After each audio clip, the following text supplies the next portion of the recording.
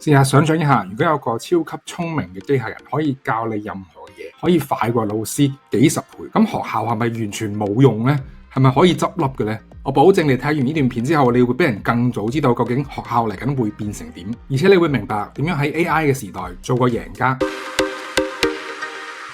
首先我諗大家都會同意嘅就係 AI 教得快過老師呢一樣嘢係不爭嘅事實啦。但係重點就嚟啦，學校教嘅唔單止係知識，而且仲係人類獨有嘅技能，而呢啲嘢就係 AI 學唔到嘅嘢。有一位科技專家 Kevin Kelly 講，未來嘅競爭並唔喺技術上面，而係講緊邊個能夠更加理解人類嘅需求。可以咁講啊， AI 雖然係好勁，但係有3樣嘢人類依然係強過 AI 嘅。第一點就係操作 AI， 點樣可以去駕馭 AI 嘅能力。而我覺得操作 AI 呢一樣嘢已經係基本技能嚟㗎，就好似咁樣啦啫。我係中意玩國際象棋嘅，咁大家都好清楚知道人類係打唔贏電腦㗎啦。所以而家嘅比賽呢，即係當然除咗人 versus 人，即係唔可以用 AI 嘅情況之下啦，而係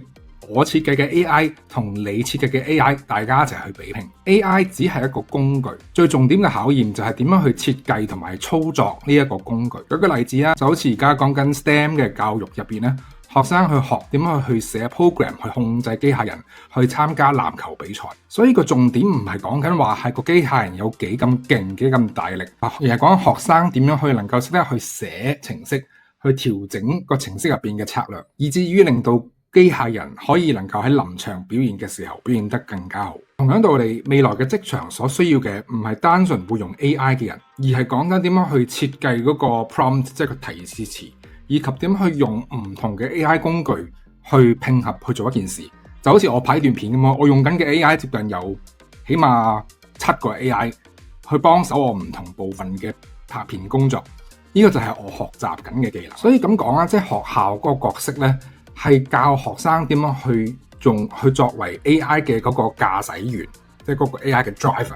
而呢種能力咧係需要有批判嘅思維啦，即係唔係個 AI 生產出嚟啲咩就全部照板煮碗咁拎晒嚟用啦，同埋創意啦。我覺得呢一樣嘢係 AI 你有工具之下你點有創意地用 AI 呢一個都係好重要嘅技能嚟嘅。第二啦，呢個我自己個人嚟講係好弱嘅，但係都好重要嘅就係人際間嘅聯繫啊，即係嗰個 interpersonal skills 啊，當中係講緊點樣去有團隊嘅合作同埋同其他人嘅社交能力。因為重點啊，即係我覺得撇除於人類滅亡個場景啦，即係 AI 可以幫到你學嘢，但係佢教唔到你點樣去同其他人去合作。而正正就係例如話喺職場上面點樣同其他 team 合作啊，點樣去說服老闆啊，點樣去 handle 人與人之間嘅衝突啊，即係 AI 可以幫你寫一啲嘅 message， 但係嗰個你都係要去同人接觸嘅嗰個技能咧，係 AI 教唔到你嘅。而所以我覺得即係例如話學校入邊嗰啲分組討論啊，又或者係唔同嘅比賽，例如話係辯論比賽啊，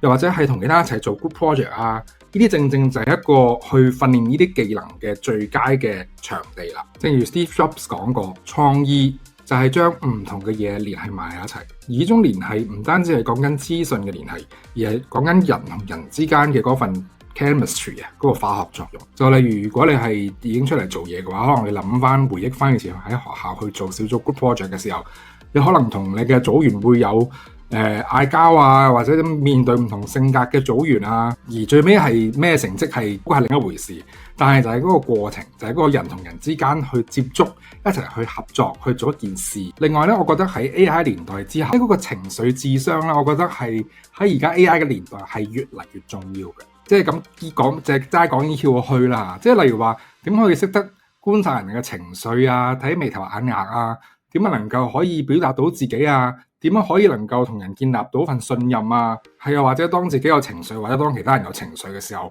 點樣去面對啊？呢啲就係喺學校呢個社交環境入邊先至可以學到嘅。第三咧，呢個咧係我最近都幾有感觸嘅，就係講緊真心啊，即係講緊人性化、人性嗰份真實感啊。因為咧，其實 AI 係訓練出嚟噶嘛，其實係模仿出嚟嘅，係抄嘅嘢。佢缺少嘅咧係嗰份真正，我會認為係呢個英文比較好，係嗰份 human touch 啊，即係嗰份人即係人嗰份溫度。近排聽個字咧叫做 AI 感啊，我覺得幾重嘅，就係即係你 feel 到 AI 所生產出嚟嘅嘢嘅嗰份冷冰冰嘅感覺，即係就好似 AI 寫出嚟嘅字咁樣，好似好靚。反而你可能會感受到一篇嘢係人去寫出嚟，係唔係咁靚啲英文，又或者係怪嘅，但係你 feel 到係有份誠意、